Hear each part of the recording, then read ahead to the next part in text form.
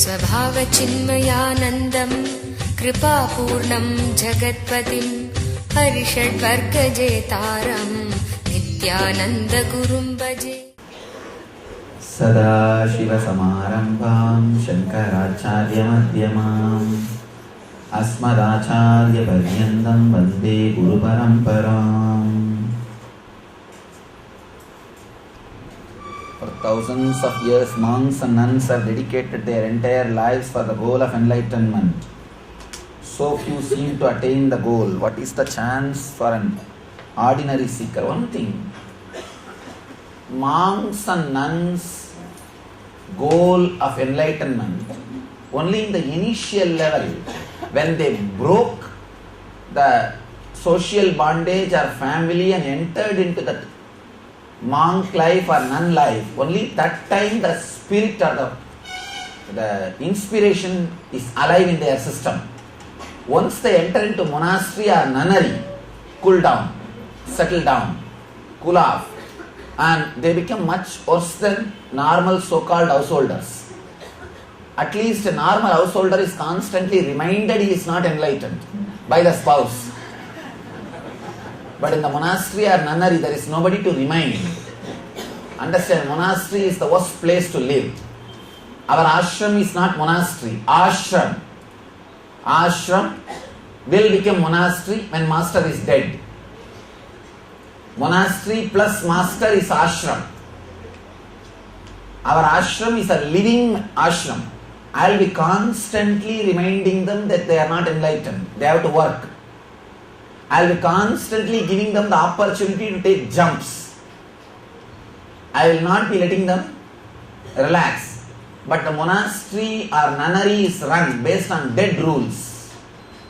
One more important thing, at least in Vedic tradition, the chance for when you take the sannyas, the jump is supposed to be too big. But in the monasteries or nunneries, Christian monasteries or nunneries, not too big, because the same comfortable the atmosphere which you had in the house, secure, safe, morning to evening routine, everything is there. The monastery also, sometimes little more comfortable than the ordinary home, the monasteries and nunneries. But in the Hindu tradition, you don't have any monastery or nunnery. If you want to become Swami, leave the house and start wandering, street to street, house to house, beg and eat. So the jump needs to be too big. At least once the jump can happen. The other traditions which has got a huge monasteries, nunneries, I have seen many people become monks or nuns seeing the great huge monasteries. Oh, such big place, I think better let us become Swamis or monks or nuns. So, monastery is not the place to live. Monastery is the place to leave the body, not to live. That is not the becoming monk or nun does not mean that the seeking is kept alive in them. Many people, after the first jump, they don't have any more energy left for continuously taking any further decision. That is why they remain as monks and nuns. Not because they are alive. There are so many people who are not divorced, living in the family for social reasons. Not because they enjoy the family life or enjoy each other's company. For social reasons, how they live, not divorced, are living as a family. Same way, for social reasons, many people live without leaving the monastery, without leaving the nunnery. That is the worst thing. That is the worst thing can happen. And I already took all the steps that my ashram do not become one more monastery, do not become one more nunnery. After I see, first the great spirit you take the jump, immediately, this is the biggest danger in the becoming monks or nuns. I always remind my swamis and my brahmacharis this danger only. When you take first the jump, after the jump, naturally after a big curve, there will be low curve. When your energy is settling or relaxed, you pick up wrong friends who are completely cool and you think Oh, they are also like this, why can't I be like that? You pick up wrong examples. People who don't have inspiration. You feel connected to them and start living like them in the depression. I always tell people, in monastic life or life of a nun, the friends you pick up are going to play the major role. They are going to play the major role. They are going to play the role of your family. How your family was molding you, guiding you, unconsciously taking you. Same way, the friends you pick up in monastery or nunnery are going to be the people who, whether only they are going to decide whether you are going to be an inspired, enlightened being or a dull, dead monk or dull, dead nun. Friends you pick up, whether you pick up a highly energetic, inspiring, whenever you come down, they will give their hand and they will remind you. They will remind you all the initiations you had from the master and just put you up. Or when you are in the high spirit and doing something great, this fellow spirit, you see, in 2 days he will cool off, relax, don't bother.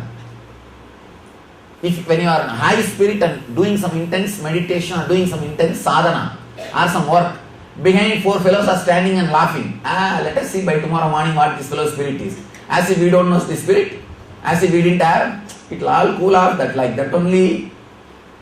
These idiots, whenever I see these idiots only, I finish them off in the ashram. Means I simply kick them out. These idiots are the corruption. They are the worst fellows. They are the worst fellows. And if you pick up this kind of friends, you are gone. Unfortunately, all monasteries and nunneries are filled with the second group and there is no master to kick them out. The second group becomes the rulers. Because second group, they became like a more or less an ideal. A balanced life.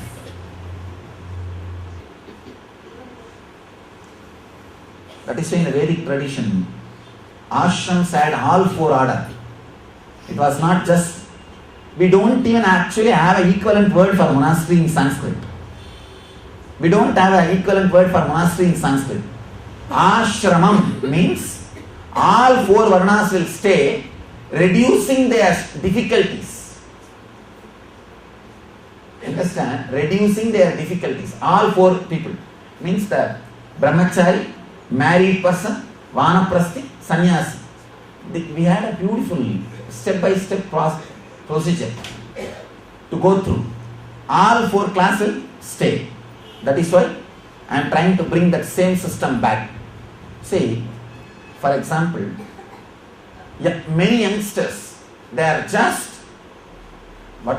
lost in my presence, in my nearness or the joy or the bliss they experience being around me, or they are just lost. Just because they are just, in tune with me or feeling connected to me, it does not need, they should become Swamis or Swaminis. Swamis or Swaminis' decision is supposed to be made on the engraved memories which they brought when they created the body. Not just because they fell in tune with me. Just because they feel connected. I will never force them or give them the pressure to become Swamis or Swaminis because I need workers. No. That is what all these so-called gurus are doing. Moment somebody is inspired, blast them with inspiration and brainwash them, shave the head, over. And then that poor fellow is caught. Poor fellow is caught. Not having sensitivity to the prarabdha, not having sensitivity to the birth of their samsara chakra, not having sensitivity to fulfill them. That's why I always tell people, you don't have to be Swami just to stay around me. You can be Grihastha and stay around me, nothing wrong. See, what do you want staying around me? Because you feel that's a great thing you need. then just for that you don't have to be perverted. Be natural. Be natural. And I give you all the 4-5 options.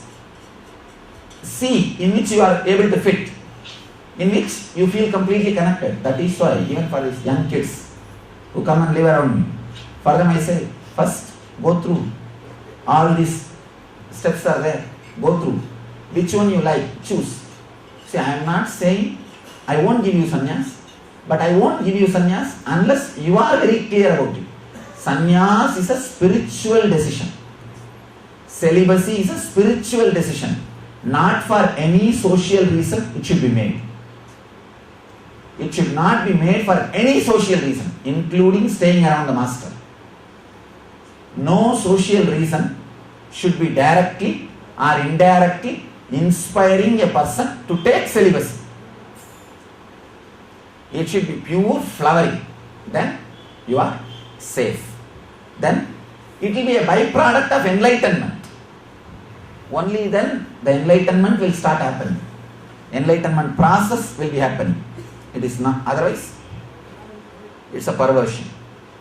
It's a very subtle subject. Almost all the fellows miss.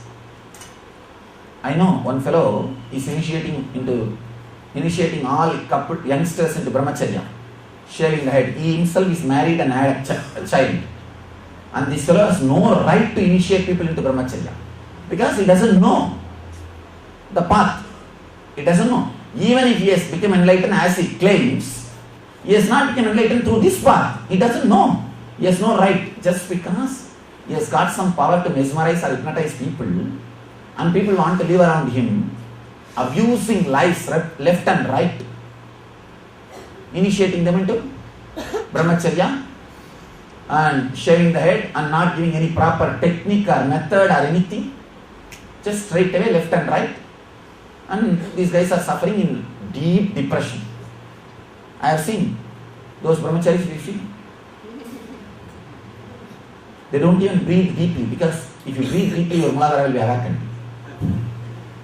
Afraid even to breathe. Cut. What to do?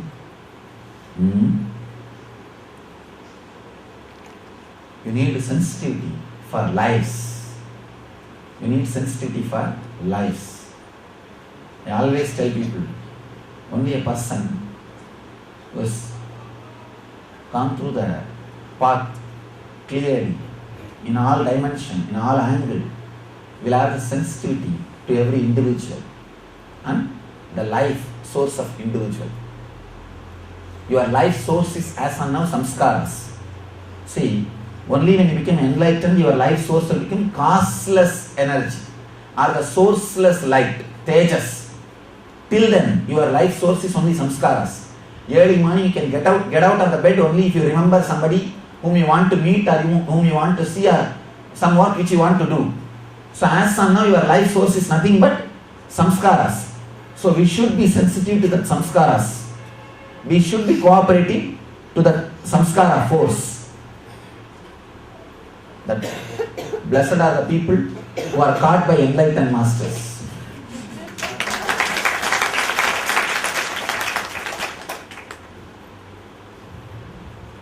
This is the problem. Sometimes will happen if you are caught or attached to unenlightened gurus, because they themselves do not know the complete path.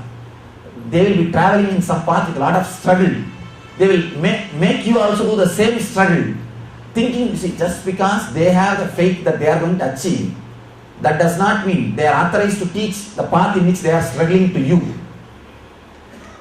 They may have the faith, they may be honest, nothing wrong, but they have no right to share the technology with you unless they achieve the ultimate, and they are in the space where they don't need the technique anymore. They themselves are traveling and using some technique, maybe honest or sincere in their striving, but without seeing, if they put you also in the same struggle or striving, you are in trouble.